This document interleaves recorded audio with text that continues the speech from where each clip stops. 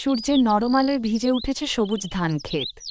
গ্রামের এক কোণায় সাদা রঙের ছোট্ট একটা মাটির ঘর।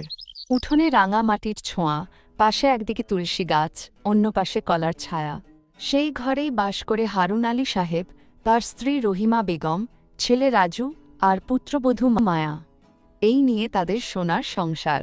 মা রহিমা মিষ্টি হেসে, মায়া মা, আজকের ডালটা একটু পাতলা করে করো তো, আর কাঁচা মরিচটা যেন শেষ মুহূর্তে ভাজো, গন্ধে মনটা ভরে যায়। মায়া মায়া মাখা মিষ্টি কণ্ঠে, জি মা, আজ খিচুড়ি করব, সাথে ডিম ভাজা। আপনার মুখে হাসি দেখলেই আমার দিনটা ভালো হয়ে যায়। রাজু ঘর থেকে বেরিয়ে এসে, খিচুড়ি আর ডিম ভাজা? তাহলে তো আমি এখনই খেতে বসে যাব। মা হ্যাসে, আগে গরুদের খেতে দে বাবা, ওরা ডাকছে। জল আর খড় দিয়ে আয়, তারপর খাবি। রাজু হাসি চেপে, এই মায়ার হাতের রান্না দেখেই তো আমার এত তাড়া।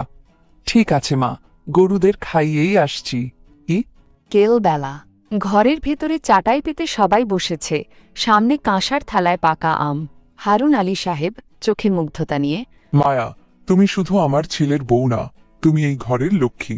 মায়া স্নিগ্ধ হেসে, এই ঘরটাই তো আমার আপন ঘর হয়ে গেছে বাবা। আপনাদের ভালোবাসায় আমার সব শূন্যতা ভরে গেছে। রহিমা বেগম আদর করে, মেয়েরা তো আদর দিয়েই সংসার গড়ে তোলে, আর তুই সেই আদরে আমাদের আকাশটা রাঙিয়ে দিয়েছিস। রাজু হাসতে হাসতে, তাহলে এখন থেকে এই সংসারের নাম মায়ার সংসার রাখা হোক। রহিমা বেগম স্নেহের স্বরে, শুধু ঘর নয়, মায়া আমাদের মনটাও সুন্দর করে সাজিয়ে রেখেছে।